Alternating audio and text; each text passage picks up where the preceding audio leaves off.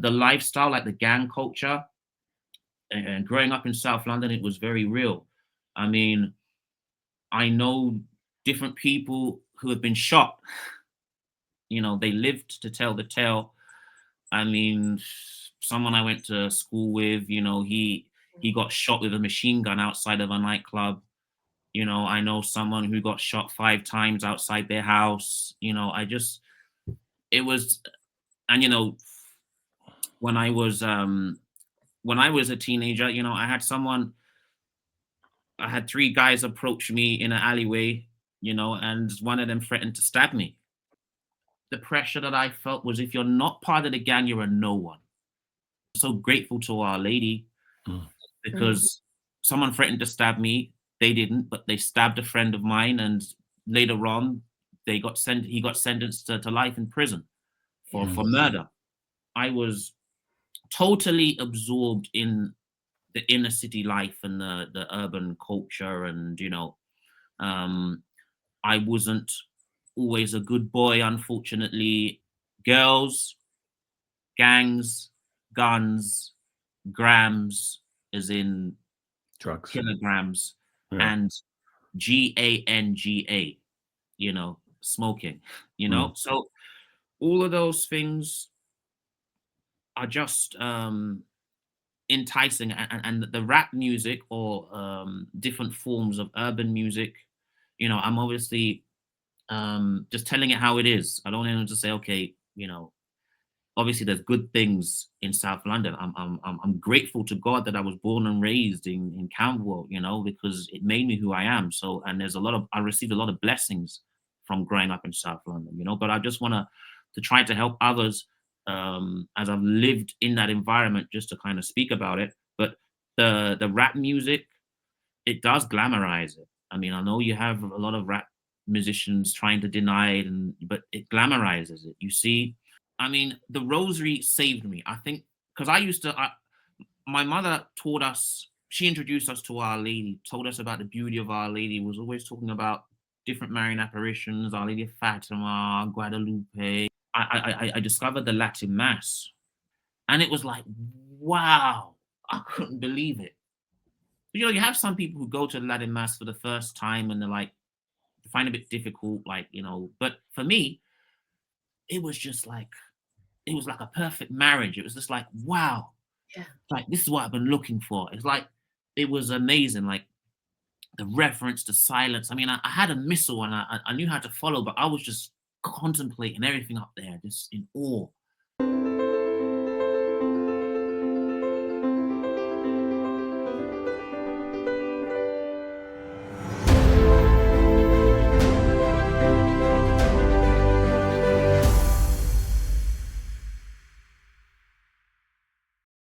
Hello and welcome to Catholic Unscripted. I'm Katherine Bennett. And I'm Mark Lambert. And joining us is Father Rosario Ebanks today. You're very welcome, Father. Thank you. Thank you very much for having me. You're a Marian Franciscan, and we're going to come to the Marian Franciscans a little later in our conversation. But Father, we're really pleased to have you with us because you have such an interesting testimony, and I think one that will speak especially to young people growing up in London, in big cities, in the urban environment, in the modern world, with the culture breathing down their necks and all that entails. And you grew up not too far from where we loiter. We don't loiter, do we? Where we hang around. So you're a South London boy, aren't you? Yes. Born and raised in Camberwell, South London. For those who don't know, it's in between Brixton and Peckham. And growing up, Brixton and Peckham, were very rough, including Camberwell as well, which was in between both of them. So, and I mean, first of all, I just like to say how beautiful Our Lady is. I'm so grateful to her for all of the graces that I received, and she really protected me, and she looked after me like a loving mother. She's so beautiful, and was blessed to have a very Catholic mother who would have the house with so many images of Our Lady. You know, my mother has a great devotion to Our Lady. And it was a blessing for me to contemplate images of the Immaculate Heart of Mary, and to just see an image of Our Lady looking at you with love and revealing her Immaculate Heart. You know, when I was a boy, I wanted to be a priest. When I was about 7, I remember being in our parish church in Camberwell, Sacred Heart. And me and my mother, we were at the back of the church, and I was just looking up towards the sanctuary, and I just felt like the church was my home, and I felt like I want to be up there, you know. And I remember saying to my mum, I want to be a priest. And she turned to me and said, I want you to be a lawyer. You know, I actually have a younger sister who is my younger sister. She's actually a Franciscan as well. So she's a Marian Franciscan sister who is based in Portugal. You know, her name is Sister Mary Filomena Chiara, after St. Clare of Assisi. You know, I usually invoke St. Clare of Assisi, the patron saint of television, to intercede. And so, yeah, when I was young, I wanted to be a priest. But when I became a teenager, unfortunately, the world just kind of drowned that out. You know, I was what I'd describe as a very normal teenager. I used to like, you know, music, sports, and entertainment, and, you know, and everything else. And as a teenager, if you'd have said to me, are you going to be a priest? I'd have said, no way. I'd have laughed at you and said, you know, that's not for me. But that's You know, not unsurprising given where you grew up, is it, Father? I think like the surprising thing is almost the vocation, given the sort of the you know, for viewers who don't know, that is a particularly rough part of London, isn't it? Particularly, yes. I've just written a piece on our website about Top Boy. I don't know if you've seen it at all or heard about I've it. heard Yeah, about it's it. all around the Marian Franciscans, yes. I've heard about it, but I don't like it because I'm aware that there are certain scenes in there that promote certain things, Yeah. you know, certain ideologies. So I don't like it. And but I'm aware of it. You know, it was filmed, or parts of it was filmed on the Aylesbury estate, which used to be the largest council estate in Europe. They're actually kind of knocking it down. And Aylesbury, which is next to Camberwell, is in a place called Woolworth Road. So Camberwell is surrounded by different areas. You have Brixton going up southwest, because Camberwell is just right next to southwest. You've got Brixton, then you've got Peckham, then you've got Kennington, you've got East Dulwich, you've got Herne Hill, and you've got Woolworth Road and Kennington. So yeah, it was filmed around Aylesbury, which was a very dangerous and notorious council estate as well. But yeah, the type of things that they show in Top Boy. When I say I don't like the things that they promote, I'm talking about the kind of The lifestyle, the gangs, and well, it's more to do with the rainbow flag. Okay, yeah, right, yeah. you know, I'm aware that there are certain things, that there's a certain promotion of that in there. But anyway, the lifestyle, like the gang culture, and growing up in South London, it was very real.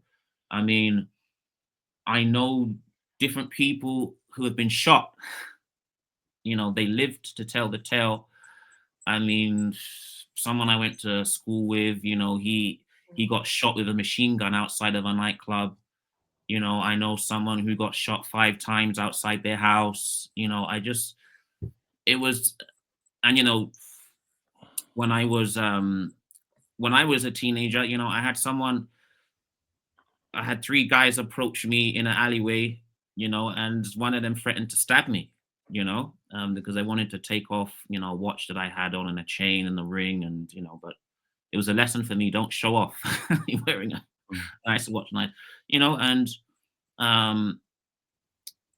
South London is like, there's so much peer pressure, especially like as a young Black male growing up in South London. people in the gangs, they're like celebrities, street celebrities. There's one part of Peckham, they call it Frontline, which, I mean, I went to secondary school in Peckham to what's called the Academy. It's now called, it used to be called Warwick Park. Just across the road from Warwick Park, you had a chicken and chip shop, Southern Fried Chicken. And there, a lot of the notorious gang members would kind of gather and hang around. It was like a red carpet. Yeah. Like red carpet for and they were celebrities. Everybody knew their name and they were notorious. And growing up, you felt the peer pressure that I have to be someone, because we've all got to fight against pride, with concupiscence and but basically the pressure that I felt was, if you're not part of the gang, you're a no one. There's actually a slang that they use called waste man. You're a waste man. So I mean, growing up, you want to be part of the community as a young Black male, as a teenager. You want to have friends, and there's a part of you that wants to be kind of known. So there are a lot of peer pressure, and I mentioned that I was kind of surrounded by 3 of these gang members, but I knew quite a notorious gang member, and then when they found that out, they left me alone. But one of them, who you could see was probably on drugs, and he was known for going on a robbing spree, just going on a train or on a bus, taking a bag with him and just helping himself to whatever he could. I could see he had his bag with him. I mean, there was one documentary I watched on Peckham, and he was in this documentary, and he was said to be one of the toughest in the gang. I mean, he was a young one, but he threatened to stab me, and when they found out I knew certain people, they left me alone. However, the same one who threatened to stab me, he got into an altercation with a friend of mine and stabbed my friend in his shoulder, which proved that, this guy will use the knife, because I could see it in his face when he was threatening to stab me. And he actually, him and his brother got sentenced to life in prison for quite a very well-known murder case in South London, although there are people saying that they didn't do it. But it shows, and this is why part of me saying I'm so grateful to Our Lady, because someone threatened to stab me. They didn't, but they stabbed a friend of mine, and later on, he got sentenced to life in prison for murder. Could I just ask you to jump back even before that, because you've mentioned a couple of times being a young Black male. Your mother's from Grenada, I think. Yes. That's the case, and your father, I can't remember what you said, but you said that your father is a Rastafarian. Is that correct? Yes. So if we can jump to the generation before and say, what's your background to find yourself a young Black man in the south of London? So yes, born and raised in Camberwell. My mother, she came over to England when she was 20 to be a nurse. She's from Grenada, which is a Catholic country. My father, when they met, my father was a Protestant, but later on he became a Rastafarian.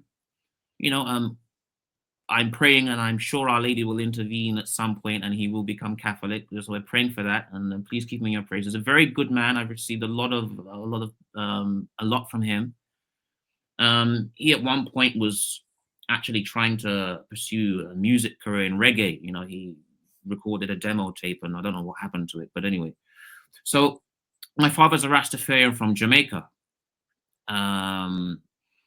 He was in many ways the leader of his community in Kennington. They had a community of a Rastafarian community in Kennington. So growing up, I was absorbing all of the urban culture. I, as I mentioned, no longer wanted to be a priest. I completely forgot about that. And I wanted to be a rapper. I wanted to be a rapper. And unfortunately, rap is not very good. I know there are Catholics who are attempting to do Catholic rap, and but they're just making rap worse, aren't they? Bad. making if you're everything able to bad. do, if you're able to, there's a couple of Franciscans, there's one Franciscan in America, Padrecito, and, they have an organization called Found Nation, and, you see him making the sign of the cross in Latin in his raps, in nomine Patris, Filii, Spiritui Sancti. And it's like, well done if you can do something good with the rap. But generally, rap music, is about Polyphony's Catholic rap, really, isn't it? In a way.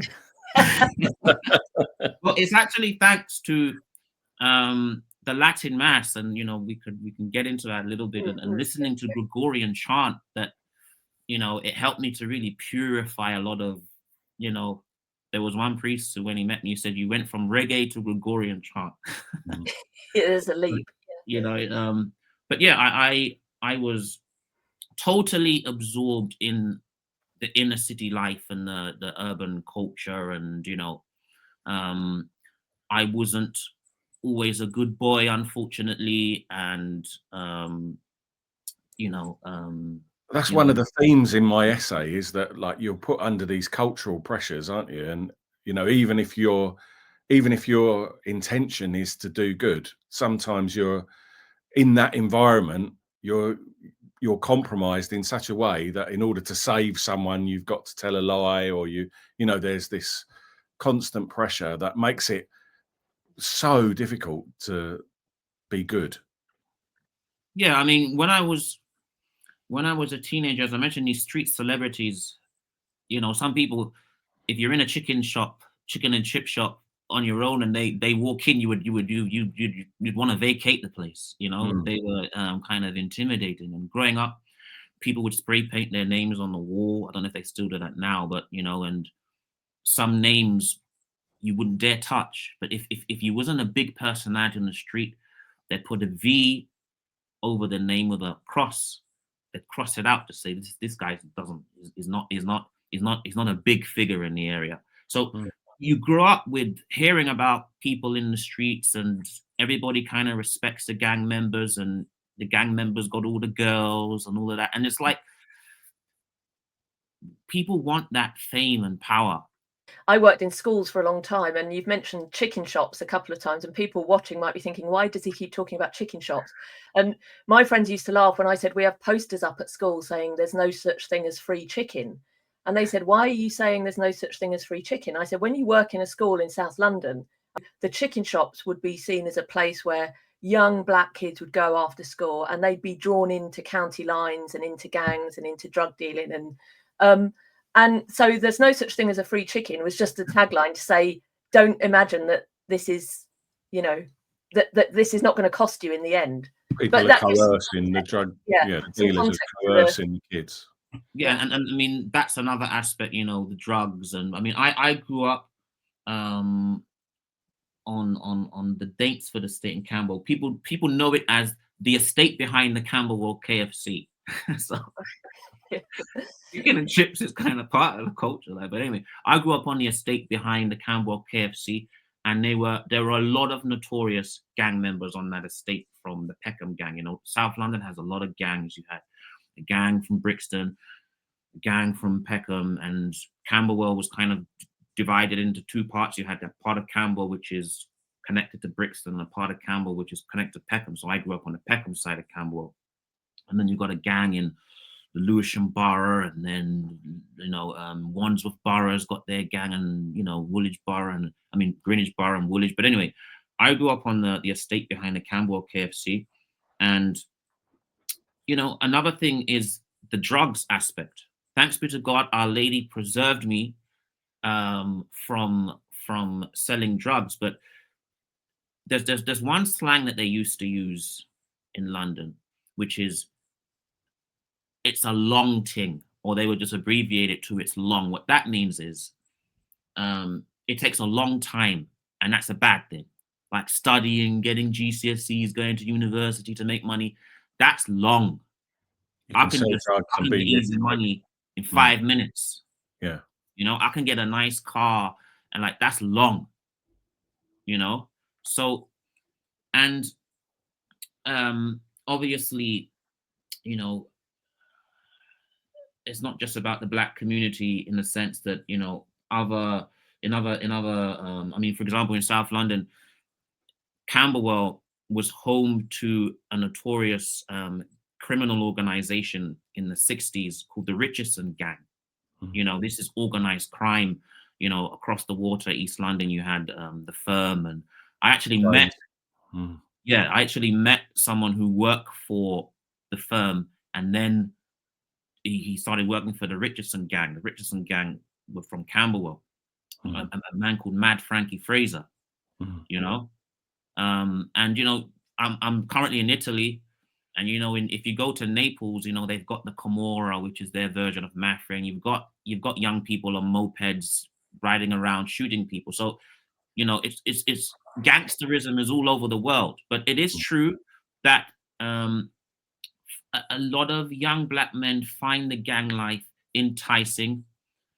You know, it's like you could say the 5G, not like the phone for the phone, but girls, gangs, guns, grams, as in drugs, kilograms, and GANGA, you know, smoking, you know. So all of those things are just enticing, and the rap music or different forms of urban music, you know, I'm obviously just telling it how it is. I don't want to say, okay, you know, obviously there's good things in South London. I'm grateful to God that I was born and raised in Camberwell, you know, because it made me who I am. So, and I received a lot of blessings from growing up in South London, you know, but I just want to try to help others as I've lived in that environment, just to kind of speak about it. But the rap music, it does glamorize it. I mean, I know you have a lot of rap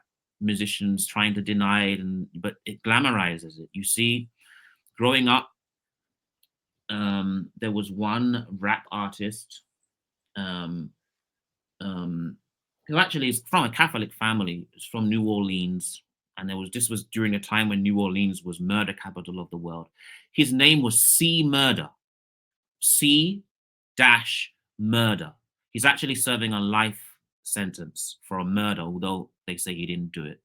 But C Murder, in an interview, says he's seen murders, you know, and they ain't nothing. And he used to have gold teeth. I actually wanted to have gold teeth when I saw C Murder. And, you know, people, when they used to hear about, you know, C Murder, you know, he was captivated, you know. The fact that people would say he's genuine. A lot of rap artists, they rap about stuff, and some people say, okay, who's genuine and who's not? But we knew C Murder was genuine, you know, because C Murders, it's known that he's probably killed someone. So all of that, even if someone is such a thug that they actually murder, that even gets esteemed.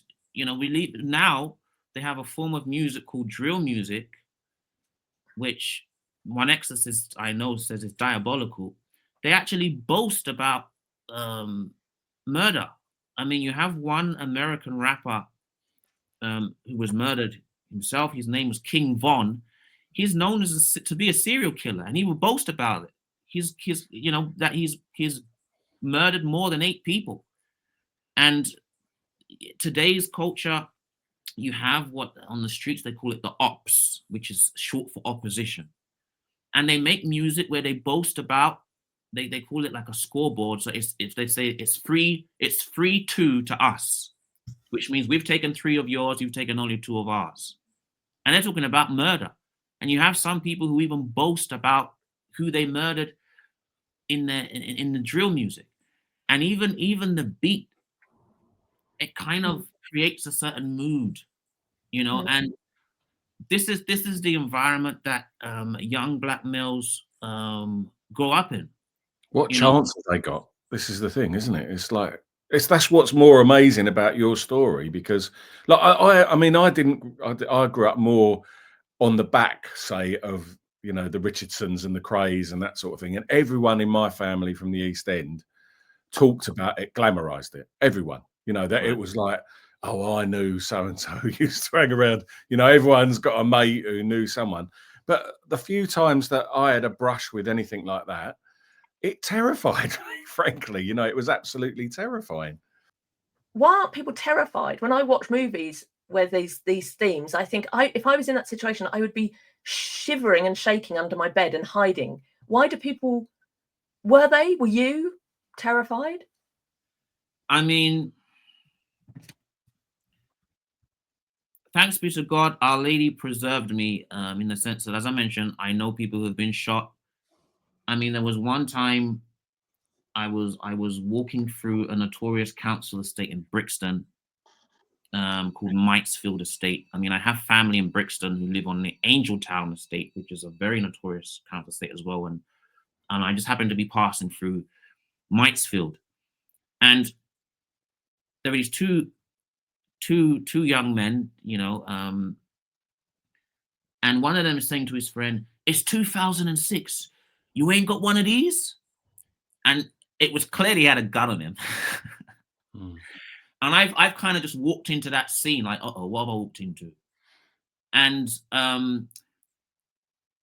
in London is very territorial. I mean, you have like these post-Cold Wars, and if people don't recognize someone, they might ask you, "Who are you from? Where are you? Where are you from? Who are you?" So I've walked in on this kind of conversation, and it was a bit awkward. And I'm like, what's going on? But I just continued to walk. And I mean, I felt quite comfortable in Brixton, although at that time, there was a rivalry between Peckham and Brixton, and Peckham and the Lewisham Borough gang, which was called the Ghetto Boys. That's like New Cross, Deptford, Lewisham, and it's all very territorial. And your postcode, you represent your postcode. So, as I mentioned, I grew up on the Peckham side of Campbell. So I'm walking through Mitesfield, and someone's clearly got a gun on him. But thanks be to God, I just continued to walk, and they didn't. We're like, who's that?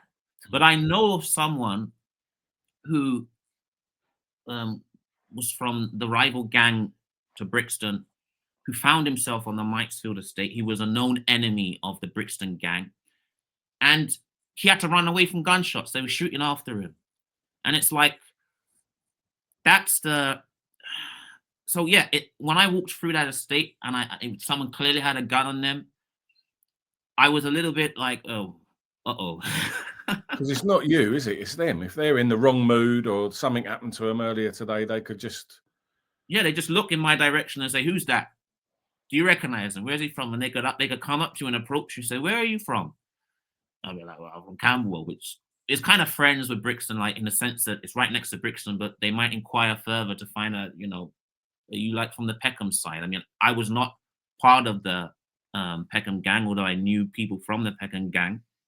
But it happens. Just like when I said, 3 guys approach me, and they're asking me, who do I know?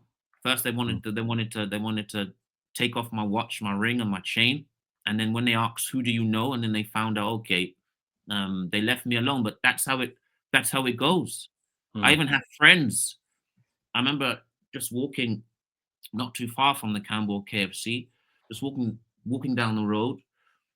A friend of mine was a little further up. The bus stops at the bus stop. A young black male gets off the bus, and my friend just approaches him, intimidating him, says, "Who are you? Like, where are you from?" And the guy was afraid, but it's like that's the environment. Would you say though that like most of us, like me and probably Mrs. Bennett, are pretty oblivious to it? Like we could get on a tube from one end of London to the other, and you wouldn't even know it existed, would you? If you were walking through one of the council estates at 10 o'clock at night, well, you're just asking for trouble, and that's the same anywhere, really, isn't it? But you, like, even as a big white bloke, you'd probably be all right, wouldn't you?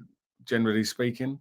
I mean, hopefully, we have what you call black on black crime. Yeah. So, I mean, the Rosary saved me. I think because I used to, my mother taught us, she introduced us to Our Lady, told us about the beauty of Our Lady, was always talking about different Marian apparitions, Our Lady of Fatima, Guadalupe, and, you know, she would call us to gather together to pray the rosary, and she'd actually say, Rosario. My mom's got a sense of humor. It's like she was trying to imitate someone Italian. So she would just say, Rosario. To say, it's time to pray the rosary. And I actually took that name, Rosario. But Yeah. I was always praying the rosary. Although I wasn't always walking on the straight and narrow, I mean, as I mentioned, thanks be to God, Our Lady preserved me from joining the gang and from selling drugs and, you know, carrying knives and guns and whatever. But I'd be praying the rosary, and I think that's kind of what preserved me. But there was a time when I was out late at night. I come home. There's Camberwell Green Park. It was dark. I had to cut through Camberwell Green Park. I was in a bit of a hurry. I could see that there was a tree and someone was holding someone up against the tree. Okay. And there were two boys there watching. So I've kind of walked in on that scene like, uh-oh, you know, someone's kind of robbing someone here. So I thought, oh, this is a bit awkward because I walked in on it. So the guy's holding something and who's that? So I continued to walk just to say, okay, let me just carry on as normal, just keep walking. As I'm walking up, the two boys who were by the side, I could see that they were slowly approaching me, you know?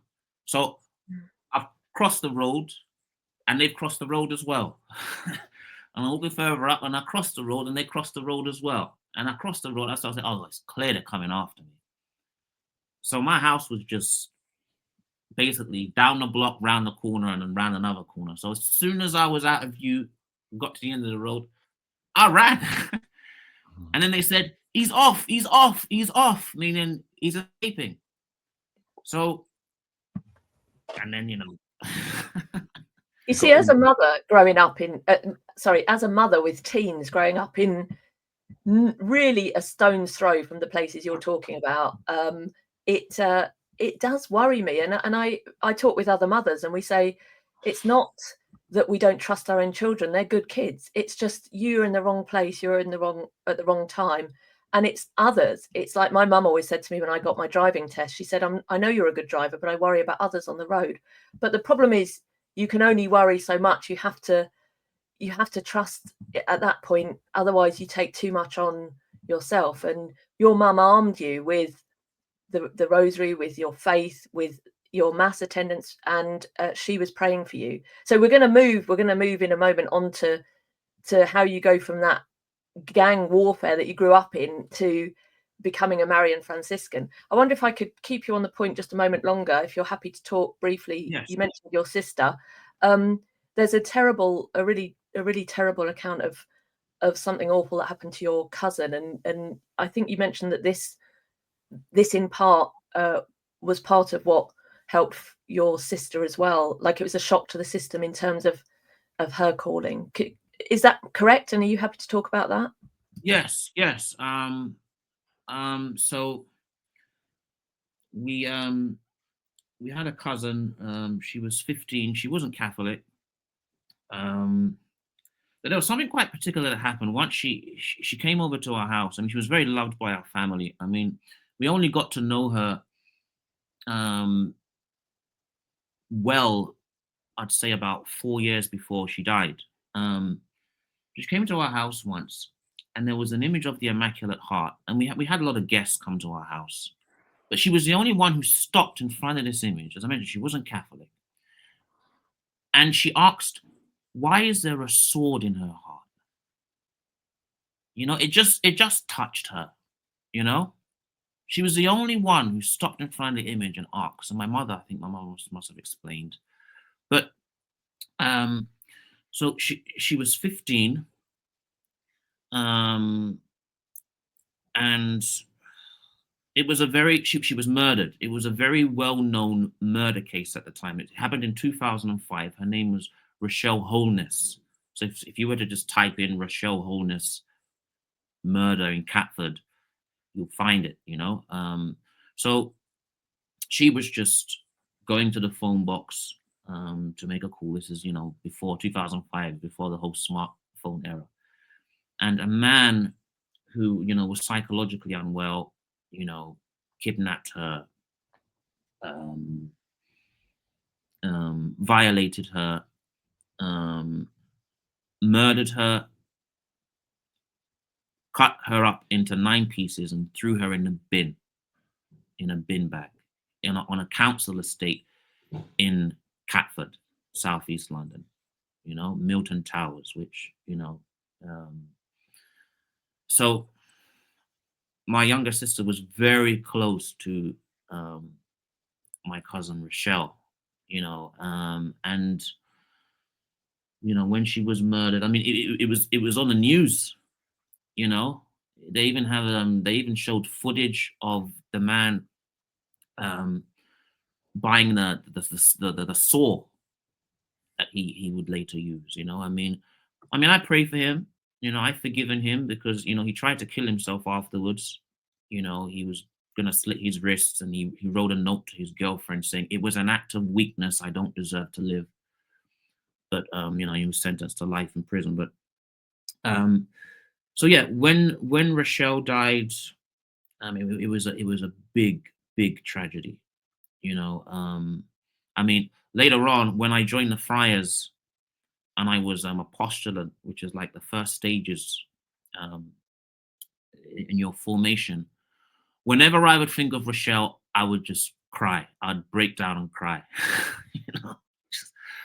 I remember once I was in the church in Italy with the friars, and I had to get up and hide behind a column because I was just crying. But thankfully, a priest had given me some good counsel of how to overcome that. But so anyway, my younger sister was very close to Rochelle. When Rochelle was murdered, she started to ask questions, like, what is life about? And just knowing that at some point, we're all going to die. And I think that led her to ask, why am I here? Do I have a mission, and so on? And I think it opened her up really to receive the call. God, always wanted her. My sister, we grew up on a very notorious council estate in Camberwell, and some of the teenage girls, who I love like sisters, all of them are like my little sisters. Some of them, weren't the best, weren't the best examples. Some of them would try to, you can imagine what teenage girls are like, 15, 16, and talking about certain things, and my sister had to hear certain things, and but anyway, she actually just before I come on to that point, she actually later on she told me when she was a nun just about an episode that happened. She and a friend was in a corner shop in Camberwell, a place called Southampton Way, which is next to Peckham, and a man walked into the shop with a gun, just casually, and they ran out.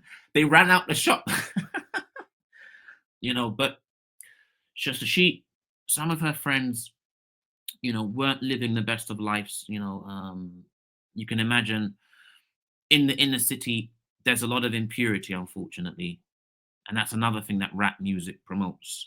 Promiscuity. There's not a lot of good role models, a lot of fatherless children, unfortunately, and there's a lot of promiscuity and impurity. But my sister had a great devotion to Saint Philomena, virgin and martyr. She was very obedient. She has a great sense of obedience. But she would later on told me she would always run away from sisters because she knew they were going to say, "Oh, maybe you got a vocation," and she detested people saying that to her. Like she told me later on, like, how do you don't know me? Like, who are you to tell me, maybe I got a vocation or whatever. And she wanted to get married, and but perhaps it was touching something deep inside her. Perhaps she knew on some level that she was being called, and she didn't want to, like Jonah running away from Nineveh. Yeah, so that's what happened. So when Rochelle died, I think that wall came down, and she just had to face the reality, and it helped her to say, Lord, if you want me, I'm here, you know. Thanks be to God. So, you know, God brought out an even greater good from that tragedy. It is amazing that 2 vocations out of, I mean, your mum's done an amazing job, and your dad as well. And that really interests me because, like, Rastafarianism, I've got a friend who's a bit into Rasta, and like, it's so incomprehensible, isn't it, theologically? Like, it makes sense on a political level. Like, so that makes, when you said, oh, my dad's a, you know, social action sort of guy in the community, that makes sense. But Well, like, he you was must like have had some great conversations theologically. I mean, how can you believe that Haile Selassie was the second coming of Christ? I mean, Not apart from the fact that he consistently said that he wasn't. right. I mean, you know, I love my dad. You know, I mean, you know, I'm so grateful to God. You know, for Get my him dad. on here, Father. We'll talk some sense. But I have to admit, you know, there are some people in the Black community who what happened with the slave trade, and Yeah. you know what happened to Africa, you know, they unfortunately, that kind of resentment, obviously, you know, is great injustice, but we've got to kind of move on, in the sense that the Catholic Church is the universal church. It's for all peoples, all nations, all races, you know. But my father said he wanted to choose a religion. Okay, so he was a Protestant, and according to him, Christianity was taken over by Europeans, and Christianity is for the white man. Islam is for the Arab man. And my dad said, I want something for the Black man. So he saw in Rastafarianism a religion for the Black man, because for him, he said, you know, Christianity was taken over Europeans, and it's for the white man. So that's kind of, I think, you know, if my dad happens to watch this interview, I love you, Dad. But We all love you, Dad. I just, because you asked the question, you know, Yeah. Dad, you know, they asked the question, I'm just gonna answer honestly how I think it. I think that kind of wound, and when you know, some people look at Africa and they see what happened to Africa, he sees like his mission is to help, you know, Black people build up Africa, and for him it's about African interests, you know. And for him, although when I joined the Friars, he said, it's not what I would have chosen for you, but at least you're not doing what, you know, some of the other young Black men in the community are doing, you know. So in that sense, he was happy. But, you know, when my sister joined, he cried, you know, right. He was very close to my sister. But I think he sees it like his mission is to help build up Africa and the Black community. As I mentioned, we are lacking in role models, you know, and father figures. You know, as I mentioned, you know, I had a poster of C Murder on my wall, which later on became Padre Pio, and thank God. But you know, if we had, like, say, for example, Cardinal Sarah, lots of people were saying that, you know, lots of people, white people that I know, the majority of white people that I know were saying, you know, like, let's have Cardinal Sarah for the Pope. And they say Africa's the heart of the church. Yeah, exactly. If we had Cardinal Ambongo or someone like that come forward, would that affect your dad, do you think, in a positive way? You know, my dad he's very you know, very to the point, very manly, very kind of, but he just sees it all as tokenism. He says, they just put the Black man there just to make it look nice, but they don't really value the Black man. That's the way he looks at it. You know, you just put him in there to make it look nice, but you don't really value it. he looks at it like that's just tokenism, you know. So what do you do? So a lot of black saints that are unknown, you know. Yeah. So I tried to share that with him, and just to try to show him that the Catholic Church is the universal church, you know. So it's for everyone. Yeah. Well, let's continue to pray for him, and it's wonderful to hear that part of your testimony and how close you are to both your parents. And these things will all be worked out in God's time, and we can only pray and do what we know to be truthful, and be a truthful witness to others, and leave the rest in God's hands. I'm very interested in, you've mentioned music a couple of times, and rap music, and how denigrating rap music is, and I completely agree. And so much of what you said is familiar in the sense of working in education, as I said, and I can see the damaging effects of some of the things you've talked about. But music also plays its part in your, now we're going to move to the transformation, how you're sitting before us as a Marian Franciscan from that background. And in another interview you shared, you talked about the listening to the Divine Mercy Chaplet and the effect that had on you. Can you tell us about that? Yes. So I studied art and design in college in Lewisham, in Christ the King College, and as I mentioned, I used to like video. Well, I used to like entertainment and video games, and used to like drawing. And when I was young, my brother used to like comics, and he used to design his own comics, and I used to copy him and try to do my own comics and stuff. And so I did. And actually, when I was younger, I wanted to be a video game designer. But I went to college, did art and design, and I remember I was at home doing like homework. And sometimes artists need to listen to music to kind of keep them going in their artwork, And my mother had these the Divine Mercy Chaplet, sung. So for some reason, I just let me put on my mother's music. I mean, I used to listen to rap music while I was doing my artwork. But I said, for a change, let me just listen to this. And it was the Divine Mercy Chaplet being sung. I mean, my mother taught us how to pray the Divine Mercy Chaplet, but I'd never heard it sung. And it was, for the sake of his sorrowful passion, have mercy on us and on the whole world. And I'm so grateful to God for his mercy, and Our Lady is called the Mother of Mercy. In the Hail Holy Queen, we say, turn then, most gracious advocate, thine eyes of mercy towards us. And she really did. I was a great sinner. I needed a lot of mercy. So I think it's thanks to God's mercy and singing the Divine Mercy Chaplet that God was merciful to me. At a certain point, God made me aware that there were certain things that I was doing that were displeasing to him.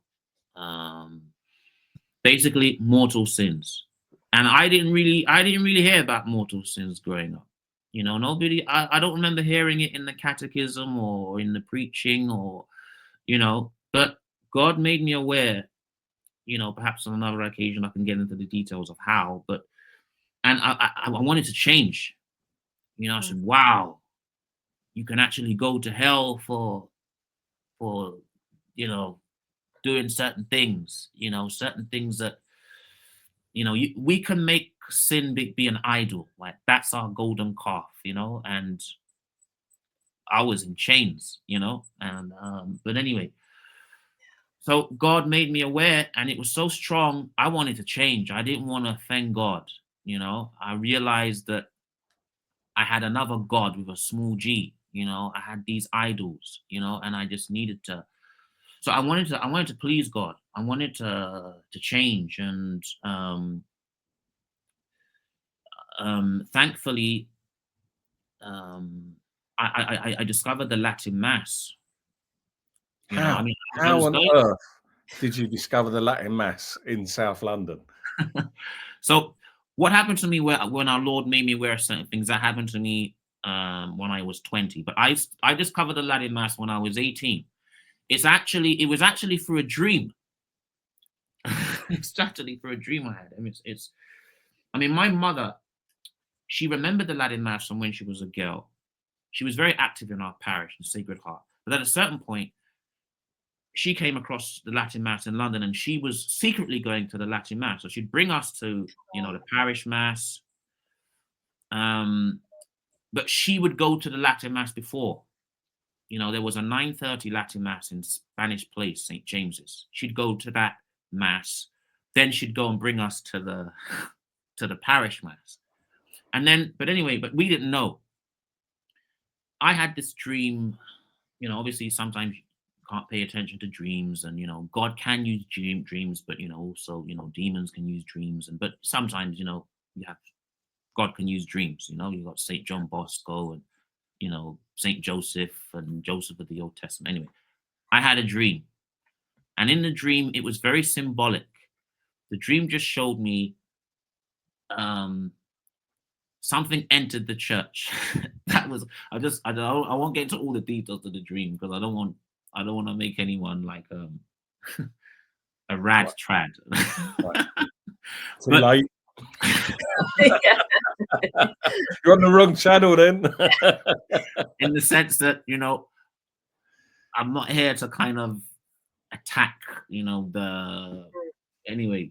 I don't want to get into the whole liturgy wars, but the Latin Mass really was such a blessing for me. I'm so grateful that Our Lady gave me the grace to just know Latin Mass. But anyway, I had a dream. It was very symbolic.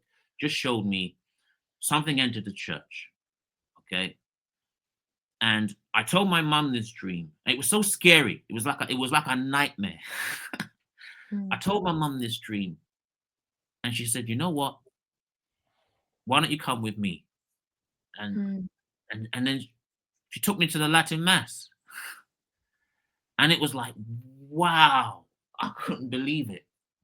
You have some people who go to the Latin Mass for the first time, and they're like, they find it a bit difficult, But for me, it was just like, it was like a perfect marriage. It was just like, wow, like this is what I've been looking for. It's like, it was amazing. Like the reverence, the silence. I mean, I had a missal and I knew how to follow, but I was just contemplating everything up there, just in awe.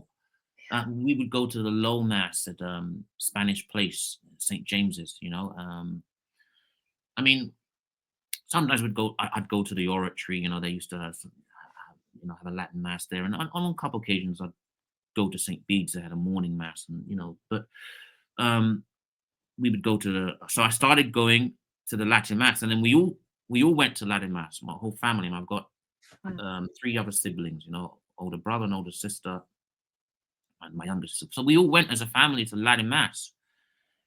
And it's through the Latin Mass that the call to the priesthood came back, And when later on, about 2 years later, our Lord kind of showed me, you're doing certain things that are not good. I mean, I used to go to Latin Mass with a hoodie, with just dressed as a, Normal. I remember once going to, I got to know the oratorians like Father Rupert McCarty, and I'm very grateful to Father Rupert, the oratory, and Father, there's so many priests that have kind of helped me, even Father Andrew Southwell was he's brilliant to my mother and my younger sister, and different priests in London, and I remember once Father Rupert the oratory invited me to this young men's group, and the oratory is quite posh. So it's like this young men's group, and you got all this well-dressed young men, and it was in the little oratory, and you had I think his name is Father Crichton Job. He was a double-barreled surname from a noble family, and it was all very posh. And afterwards, we kind of had tea together, and I'm there with a hooded top, jeans, and Nikes. Love it. Posh chaps, and I was like, I hope they didn't think I was gonna rob their phone or anything. I'm there, with the I was keeping it real, as they say.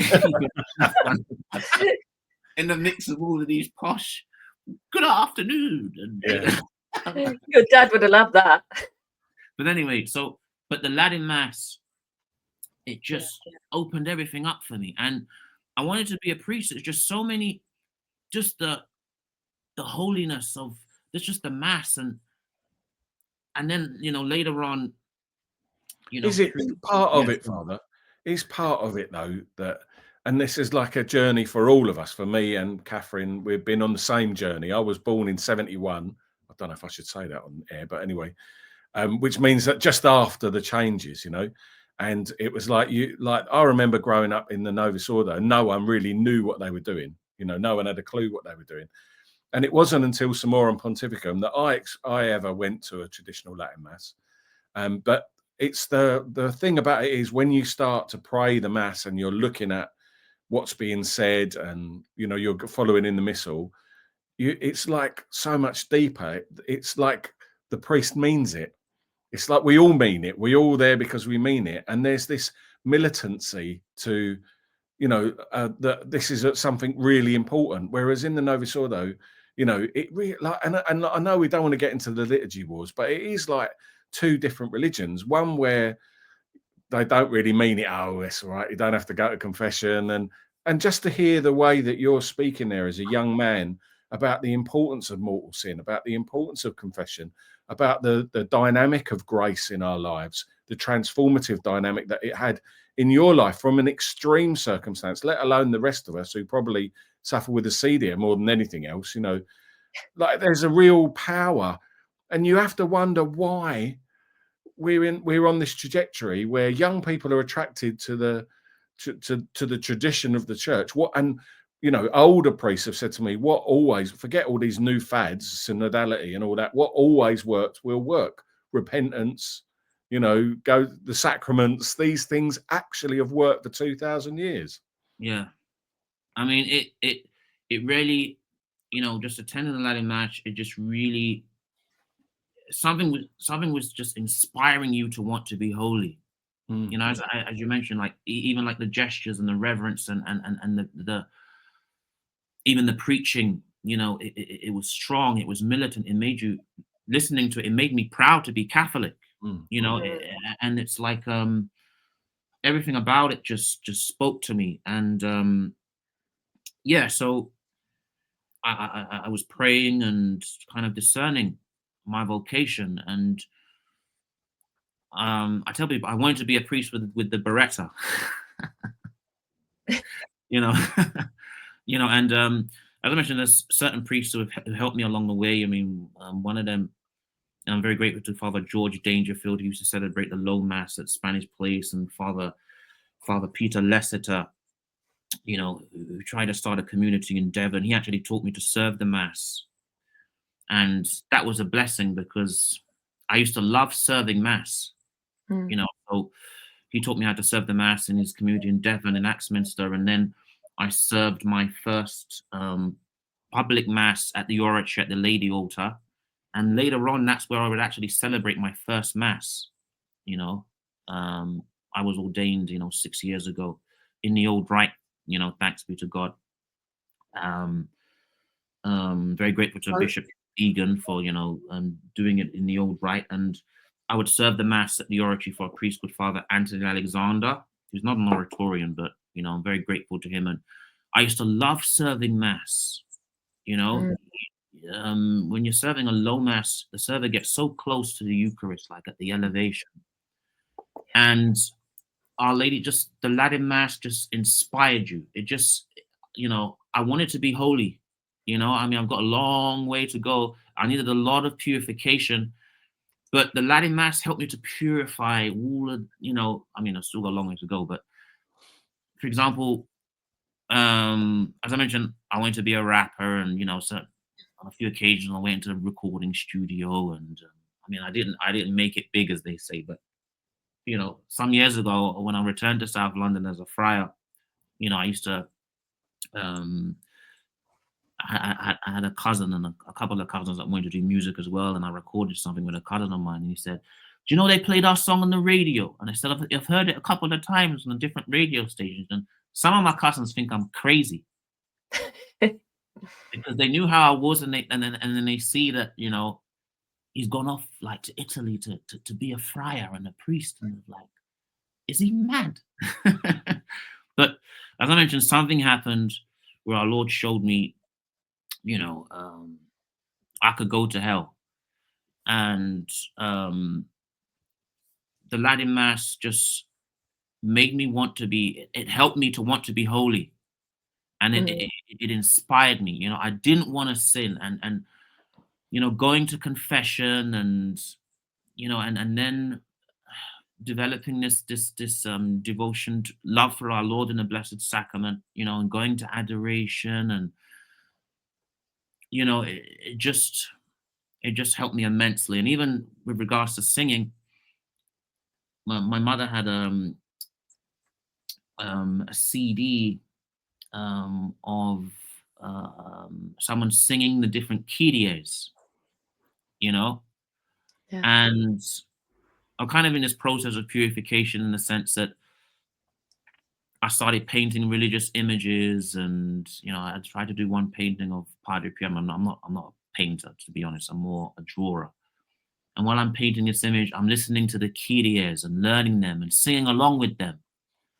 You know, even before I was going to like sung masses and high masses, because you know, sometimes we'd go to Maiden Lane, Corpus Christi, and you know, I'm grateful to Father Hayward, you know, passed away not so long ago. He celebrated Mass for me once, and I was singing along to the Gregorian chant, you know, and I knew them. Even when I came to Italy, you know, they were surprised that I just knew a lot of the Kyries. You know, I was singing along to Orbis Factor when I was painting. That's Kyrie 11 and Kyrie number 2 and Kyrie number 4.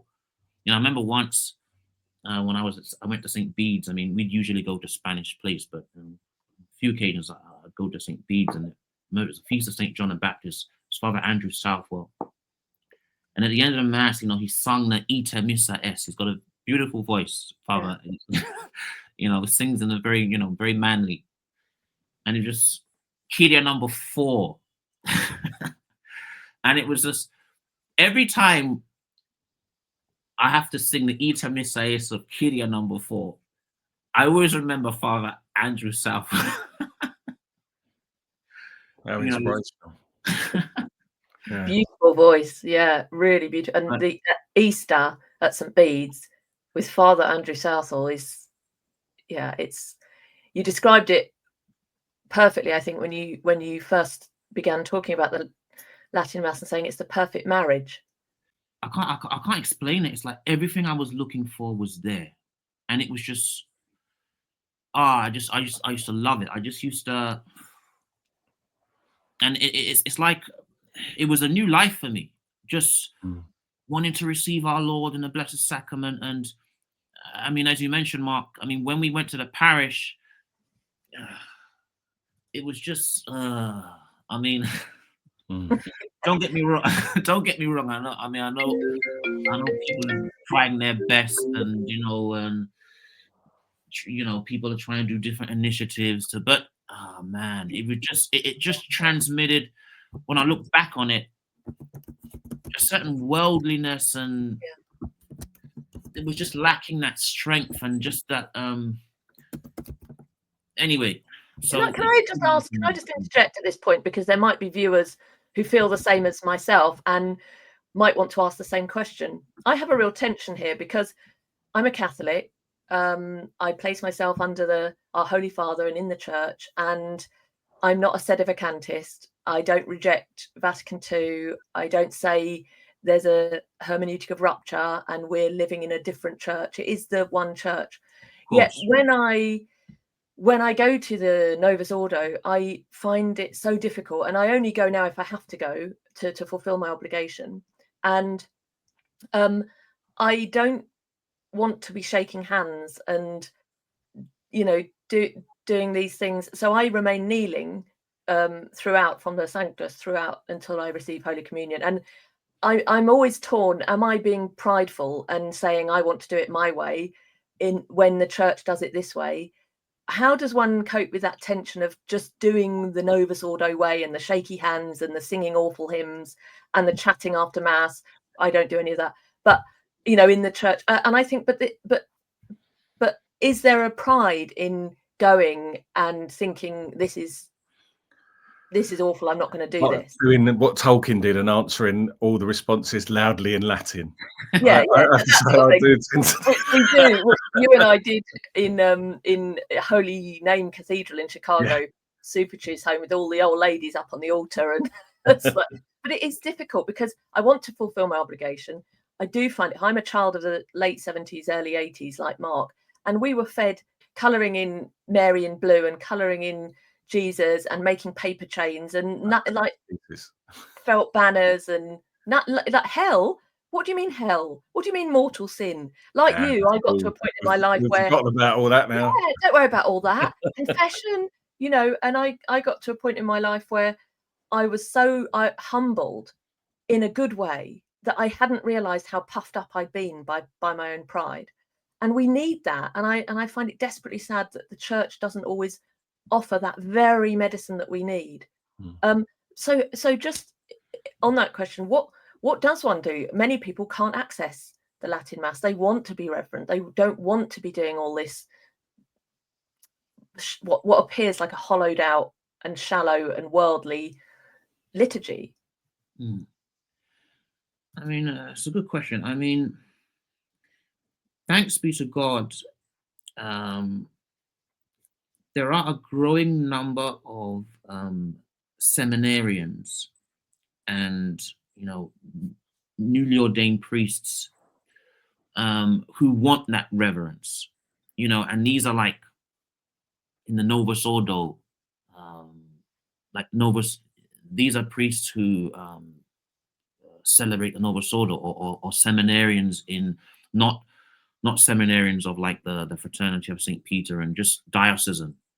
And there's a growing number of young men that want tradition and seminarians that want to wear a cassock and yeah, they, thanks be to God, you know, Our Lady has given certain graces to England. And I think she's kind of preparing the way for England's return, you know. So there are priests who don't celebrate the Latin Mass, however, who try to celebrate the Novus Ordo reverently. I mean, some of these newly ordained priests, you know, they celebrate the Latin Mass privately because, you know, after Traditionis Custodes and, you know, whatever, you know, but they try to celebrate the Novus Ordo reverently. I think we have to do more to, if someone's in a parish, to try to encourage the priests to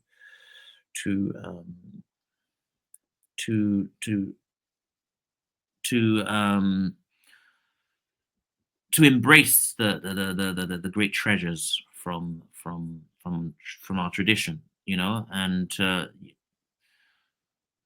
you know, I mean, I in the Portsmouth diocese, where I'm based, there were a few priests who over time approached the Fraternity of St.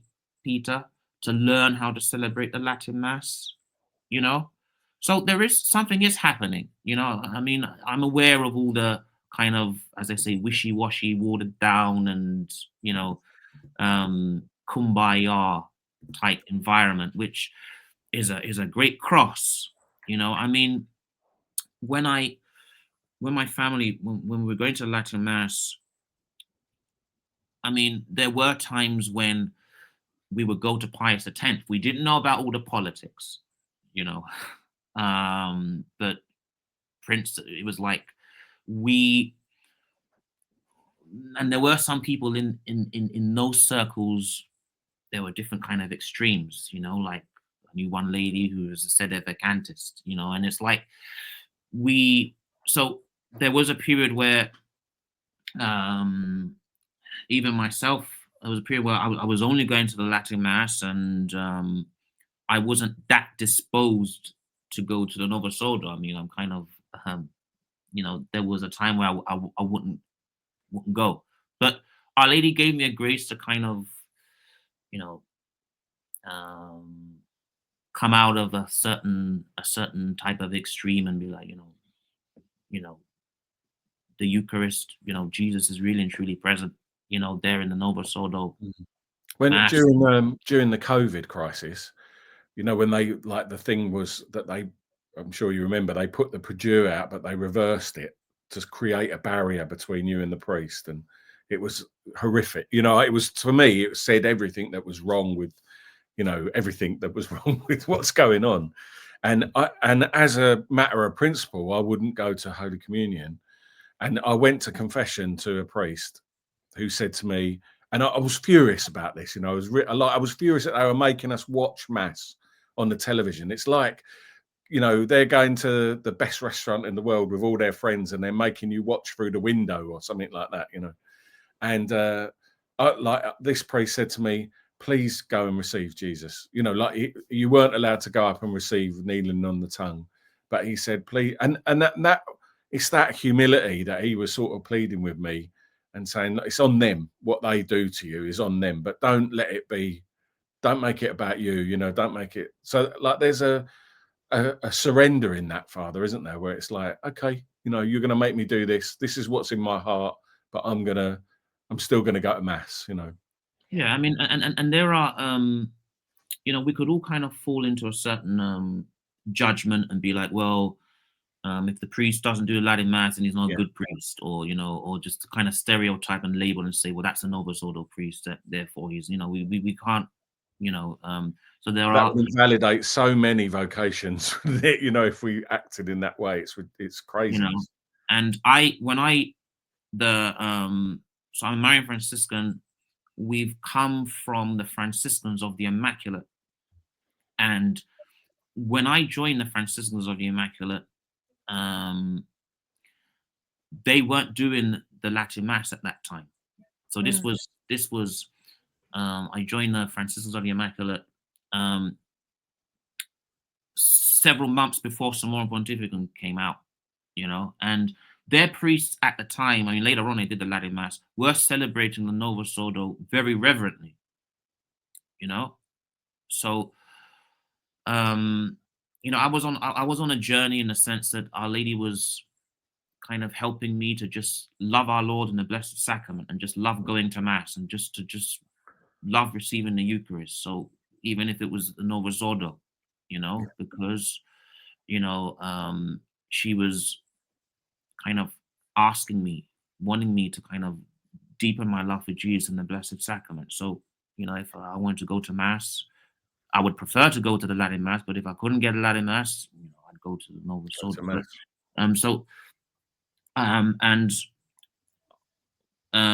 met one of our priests, Father George. I mentioned being grateful to different priests, and Father George Mary Roth, in London, in Vauxhall, they used to have a bookshop. Padre Pio bookshop, it was called.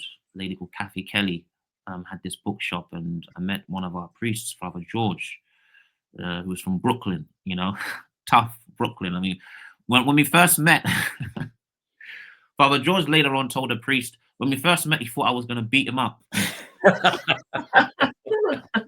He must have said something that kind of, rubbed me up the wrong way. And he was, but anyway, so I went to visit the friars, and I'm also very grateful to A Day with Mary, because Our Lady was calling me to be a Marian Franciscan, so she was gradually guiding me. She knew I loved the Latin Mass. It was through her mediatrix of all graces that gave me that grace to love the Latin Mass and to be attached to it. But at the time, the Franciscans of the Immaculate weren't doing Latin Mass. They were traditional, but without celebrating Latin Mass, and the priests would celebrate the Novus Ordo very reverently. So this is something that I would encourage, if you have it in your parish, you can, obviously it's great if the priest can celebrate the Latin Mass, but if not, to encourage to do the Novus Ordo reverently. And I was quite struck when I went to Italy for the first time, and I saw one of the Franciscans of the Immaculate, one of their priests, celebrating the Novus Ordo very reverently.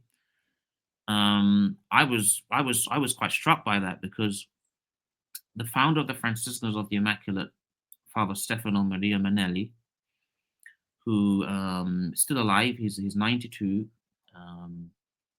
years old. His parents are actually there's actually a cause for the canonization of his parents.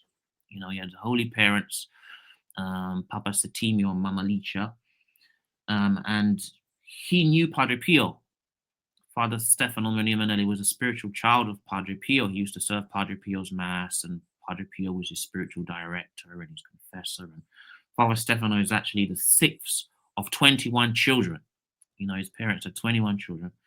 And because he served Padre Pio's mass, he, informing his priests, he wanted to transmit Padre Pio's mass to his priests as much as he could, and wanted his priests to kind of celebrate mass with that reverence, love, and devotion of Padre Pio. So I noticed when they were celebrating the Novo Sordo, at the elevation, it was very reverent. It was quite slow, the elevation, and they elevated the host for some time, you know, and it was very beautiful, you know, because you do get some priests who celebrate the Latin Mass, some who are quite quick, you know, everything's, you know, some, you know, not all, but so when I saw the Franciscans of the Immaculate priests who receiving from their founder the spirituality of Padre Pio, you know, that touched me, you know, seeing the reverence that they had for the Eucharist, and it helped me as well. So I joined the Franciscans of the Immaculate. I mean, I remember speaking to Father Andrew Southwell, who my mother and my younger sister were closer to him, in the sense that my younger sister would go to the camps that he would organize, and my younger sister had arranged and organized a prayer group at our house, and Father Andrew Southwell came to the prayer group, and I had already left to go to Italy. But before I left to Italy, I remember I was a Maiden Lane Corpus Christi. You know, they had the sung mass, and it's the first time I kind of served the sung mass.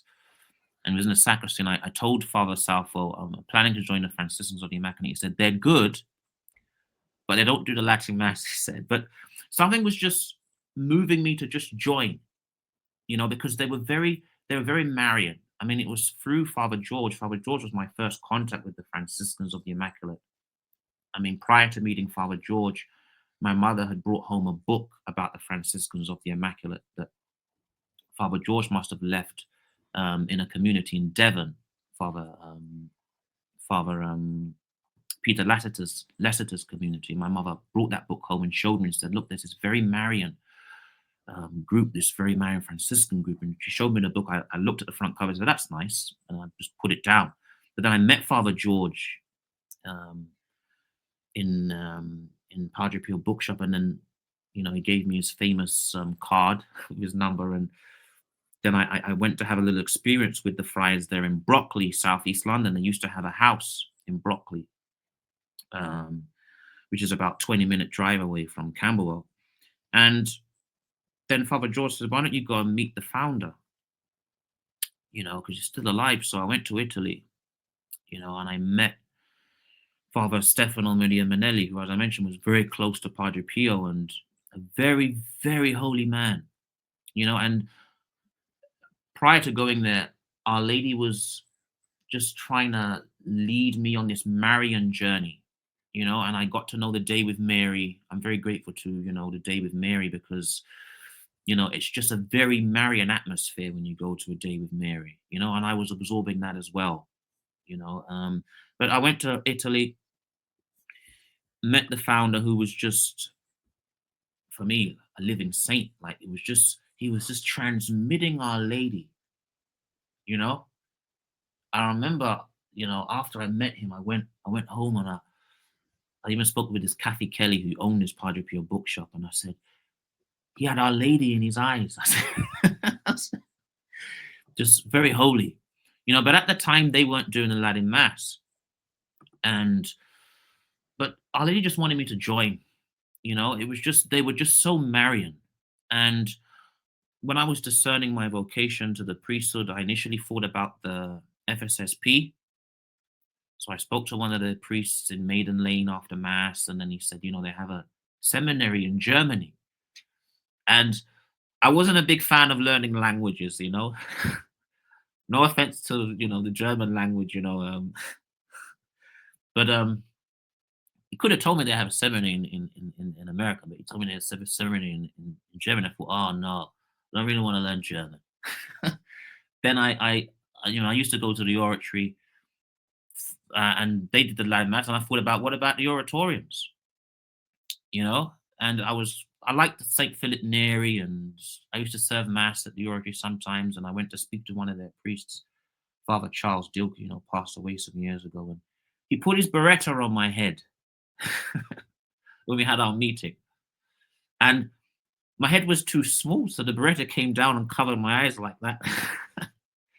And he actually said, maybe that's a sign that it's not for you. And it was, you know. And I kept praying and discerning, and through praying to St. Anthony of Padua, who was one of my mum's favorite saints, as well as Padre Pio of Pietrelcina, just kept praying. And then I was led to the Franciscans, you know. I wanted to be a Franciscan. I mean, when I was a boy, my mother used to have these different holy cards, different holy images, and there was one of St. Francis that just really struck a chord with me, you know. But through St. Anthony of Padua, I was just praying, and he was leading me to the Franciscans, you know. So I was actually going to go to Canterbury, you know, to try and inquire, and thanks to God I didn't. I mean, anyway. But then I found out they had a house in Forest Gate, but that moved to Stratford. Went to Stratford, spoke with one of their priests, and something just didn't click. And then I kept praying to St. Anthony of Padua, and I was made aware that it's the Franciscans of the Immaculate, you know? So, as I mentioned, I went to have an experience with them, met the founder, who said to me, where do you want to, because I wanted to join. He said, where do you want to go? Because they had a formation house in America and a formation house in Italy. He said, Italy or America? And thanks be to God, I responded, wherever Our Lady wants. And he said, okay, you go to Italy. So I went to Italy, had to learn Italian. Oh, that was one of the hardest things I ever had to do. You know, but, you know, through a novena to St. Joseph, everything worked, you know. I mean, part of my journey was this devotion to St. Joseph. He helped me a lot. And my full name is actually Fr Rosario Joseph. And then joined the Franciscans of the Immaculate. To cut a long story short, there was a persecution against them connected to the Latin Mass. You know, they were prohibited from doing the Latin Mass. They had a very unjust persecution. You know, the seminary was closed. The institute was basically destroyed. And some of us wanting to continue how we were living before the problems left the Franciscans of the Immaculate. As of this year, the founder himself has left the Franciscans of the Immaculate. You know, I mean, he's so humble. I mean, I think one day he'll be raised to the altars one day. But anyway, so some of us left the Franciscans of the Immaculate to continue to live how we were living and to continue to have the Latin Mass. So the Marian Franciscans were formed in 2018. And it's been nothing but trouble since. But it's true to say that you've got incredible vocations, haven't you, Father? Thanks be to God. You know, we're having vocations. I mean, I think it's partly to do with Our Lady of Walsingham. You know, because we had a couple of vocation retreats in Walsingham. And even the ones that we haven't had in Walsingham recently, there's a big image of Our Lady of Walsingham in the friary there in Dundee. And I just think, you know, Our Lady is calling soldiers, you know, so, and the Latin Mass does attract people, young men. So we're very blessed. But yes, I'm probably the biggest troublemaker. I don't know about that. I think it's wonderful. We're big fans of the Marian Franciscans. Yeah, be fans of the Marian Franciscans, not the rappers. If you're gonna be fans of anything, I like the way you spoke. Just a very simple line when somebody put to you, but the priest has his back to the congregation when he says the Latin Mass, and you shifted the perspective because, of course, we don't. Those of us who love the traditional Mass and attend don't see it as in that way. We wouldn't describe it in that way as having your back to. And you said, do you think when you think about a pilot or a train driver, like imagine a pilot turning around and facing the congregation, he's directing you and facing the direction he's bringing you. And I thought that's such a simple way to flip the way it's understood. Yes, that was an interview that was done where a lady, when I mentioned to this person who was interviewing me about the Latin Mass, she said, "Oh, isn't that the one that was kind of prohibited? And don't you feel that the priest has got his back to the? Didn't you feel that the priest had his back to you?" And I said, "I didn't see it like that. It's just you just see it the way the cross is at the middle and the priest is facing the tabernacle and towards the east, but I didn't see it like that at all, that the priest was shunning me. And that's another thing with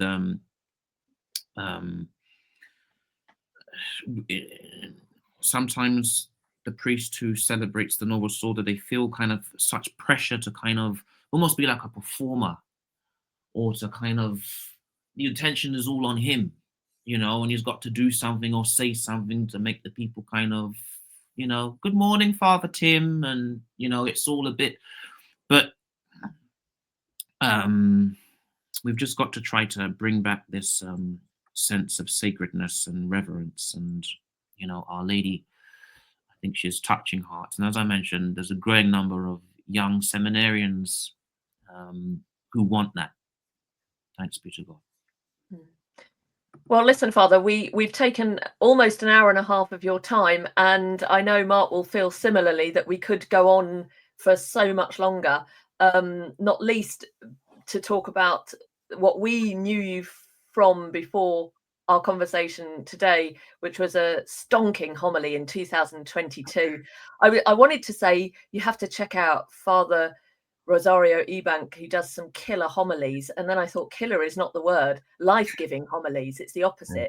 But they're just so strong and so masculine. And I heard you say in one interview, returning to the tradition helped me to get a sense of wanting to fight for the church. What do young men feel they have to fight for? I mean, most of the time they're told they're just toxic and to be ashamed and embarrassed of their masculinity. And that's the other thing you speak really powerfully on, and hopefully, Father, I know our time's up today, but you'll join us again in conversation about that homily and also some of the talks you've given on femininity and masculinity. This is a preoccupation of mine, something I'm very interested in and write quite often about, is how desperately failed our young women are by the lie of feminism. And you speak as a Marian Franciscan, you speak beautifully on that. So I know it's not possible today, but you will join us again, I hope, and we'll get into some of that stuff. Yes, I mean, before we went on air, Mark had asked a couple of questions about, just to kind of synthesize, I mean, how can I try to pull it all in like 5 minutes? First, I've got to say I'm very grateful to my Bishop Philip Egan, who was very supportive of the Marian Franciscans and supportive of myself, in ordaining me, and definitely one of our best bishops in the UK in Britain, isn't he? We were very blessed to have received the minor orders, and to be ordained as a subdeacon, and then everything was in the old rite, diaconal ordination and priest ordination. I'm very grateful to Bishop Philip Egan. In 2022, prior to 2022, I heard so much. There were so many things I was just hearing about our schools, and just and even the whole gender ideology and the promotion of the whole rainbow flag acronym. I had enough. And I was ready to go out for the cause. Like, I was, in the sense that what actually happened before the homily, I was in a situation where there was a transgender person who I had to kind of make them aware of something, and this actual transgender person is someone who later on I found out was released. Anyway, could have murdered me because they'd gone to prison for a murder. But anyway, so when that happened, I was like, hasn't anyone seen Silence of the Lambs? I always think whenever we have these, it's like no one has seen Silence of the Lambs. None of these people pushing this trans ideology. Anyway, sorry. But when that happened, it actually made me think, I'm actually willing to die for this. Like, I'm ready to go out for the cause. And it's like, there was a day where, me and this person could have met up, and I was actually going there thinking, I could actually die today, but I'm ready for it. I'm ready to die for it. So that kind of prepared me a bit for the homily, to say, that day I was ready to die for this whole rainbow flag nonsense. So praying, and I felt Our Lady was moving me to just look, something has to be done. Someone has to say something. And at that time, 2022, no one wanted to say anything because you would get your head chopped off, But I was actually, reflecting on some of my friends who passed away young, in their 20s, and even Rochelle. I think, I'd reached a certain amount of age, and I looked at it like, I've been blessed with a certain amount of years, and I'm ready, and I want to give my life for this, So I wrote a homily with the help of Saint Michael. I was praying to Saint Michael, praying to Our Lady, and there's one, Paul Clare of the Immaculate, because I mentioned Father Stefano. He actually helped found the Paul Clares of the Immaculate, together with another spiritual child of Padre Pio called Madre Pia, and I had an image there on the desk when I was writing this homily. And I approached the pulpit. I had to pray to Saint Michael the Archangel before I went up the pulpit, because there was a part of me that was like I was going up against Goliath. Wow. And it was like, I had to pray for courage, But as I mentioned, not too long before, I was ready to die for it, So I heard so many things about the schools and how they're pushing this agenda, and I said, no, I have to say something. I have to say something. No one is saying anything. I have to say something, and I'm ready to go out for it. And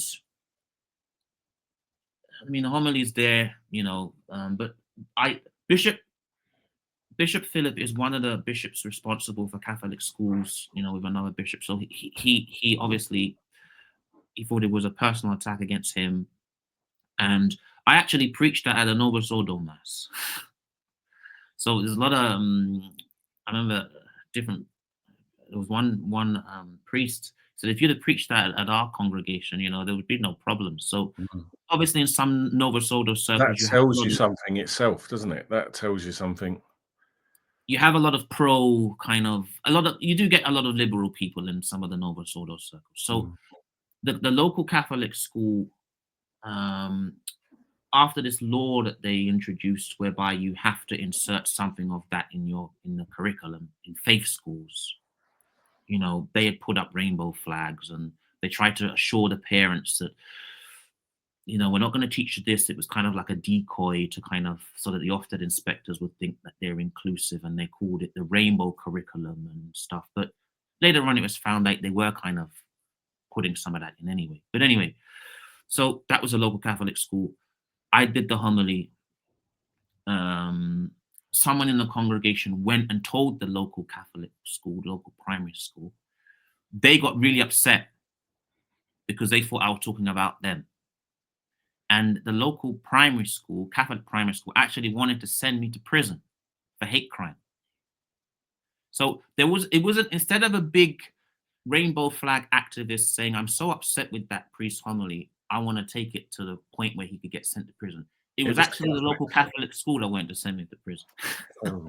But thanks to God, they were talked out of it and stuff. And listen. I mean, we've met a few times, and I've listened to homilies and one thing another, and my interactions with you before this interview, where I know you, but you don't really know me. I'm just, one of the faithful coming to you and asking for, the sacrament of forgiveness or whatever. But I think just to let you know how much of an impact, not just that homily, but my interactions with you have had, and your clarity and your faithfulness, honest to God, Father Rosario, is so powerful for Catholics.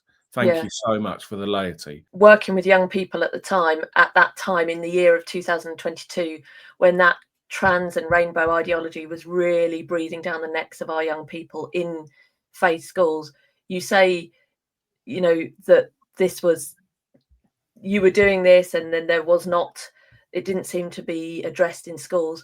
There were only one or two. I was one of them. There were a few other faithful teachers who were trying to speak up in schools, who were trying to say in Catholic schools, this is not right. And we were being persecuted. Yeah. We were being persecuted, and we were being criticized by it. Even escalated to the bishop where I was, who told me to stay in my place, stay in my lane, listen to my head teacher. And don't I know that he studied at the best pontifical academy in Rome?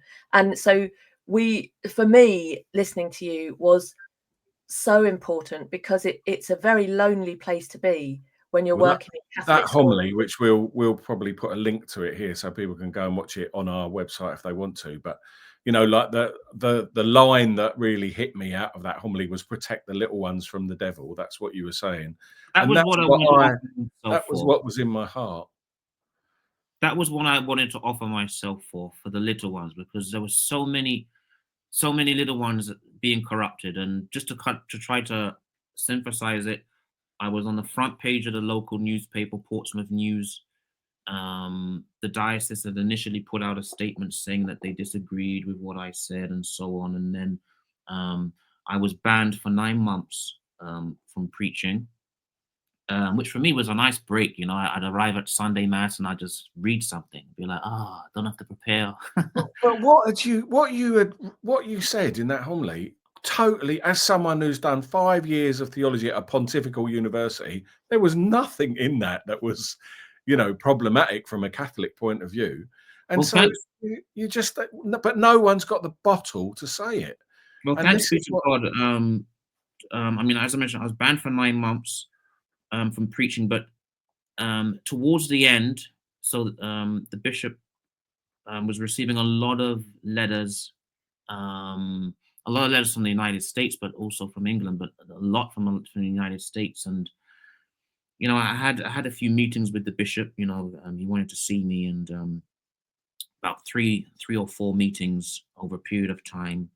And as I mentioned, he was very upset because he saw it as a personal attack against him and so on. And at the end, I mean, there's a lady that I know, I'm very grateful to her, Harriet Fitzjohn. She wrote to the bishop and said, I taught in a Catholic school, and they do teach those things. And she kind of pleaded with him, and the bishop, before he allowed me to preach again, we had our first Saturday's devotion in Portsmouth, and I was the celebrant, but the bishop came. He was going to be there at St. Joseph's, and for some reason all the friars were away, so it's basically me alone with the bishop and one of the lay people who served the mass. It was a sung mass, and the bishop was in choir, and something about the mass kind of touched him, and then the next meeting I had with the bishop, one of the first things he spoke about was the mass. And something kind of changed. And then, you know, these letters helped me. So I'm very grateful to the people who wrote letters. And then in the end, the bishop said there was nothing wrong with the homily. Wow. It was just the way, meaning my the way. delivery. So, you know, I got banned for 9 months for my delivery. But anyway, I'm glad that he actually gave me back, you know, the faculty to preach on the 15th of December, which is a Franciscan feast, the feast of the Queenship of the Blessed Virgin Mary. And as I mentioned, I'm very grateful to Bishop Philip Egan. But it was an adventure, you know. Yeah, absolutely. Yeah. Well, you know, it's funny how it touches people's lives, even people that you don't know. And it's given me courage, you know, like you've given me courage and your ministry. So thank you, and Katherine as well. So we're very fortunate to have you on today and really appreciate your time as well, Father. Well, please, you know, keep me in your prayers. You know, I'm a great sinner, and thank you for your kind words, and pray for my community as well, for the Marian Franciscans. And let's just pray we can keep doing things. It's bizarre. We keep bumping up. We keep bumping up against them. Or, you know, it's like we keep like finding you in all these places, and there's different connections and stuff like that. It's really interesting at the moment. So very, very good. Yeah, well, a good friend of mine writes for your magazine, the Co-Redemptrix, which we didn't even get onto. And that's a whole nother thread, is the Marian titles, following the Mater Populi Fidelis from Kissy Fernandez. Yeah. So, but that's it. It probably is time to say we'll welcome you back. Do that again. This is our longest ever episode now, I think. And like you say, I could probably do another hour, but we do. And I'm starting to feel all. I'm feeling all Matt Frad and Peter Kwasniewski here. Yeah. We'll have to share. We got 6 hours. Brilliant. Right. So guess it's time to say ciao, arrivederci. Yeah. Well, thank you so much, Father. Do join us again. And for those of you watching, visit our website, catholicunscripted.com, and support us in any way you can, because it helps us to continue to have these great conversations, to write for our website, articles that we hope you find edifying, and keep the show on the road, as they say. Thank you. Thank you so much for having me. Thank you, Father.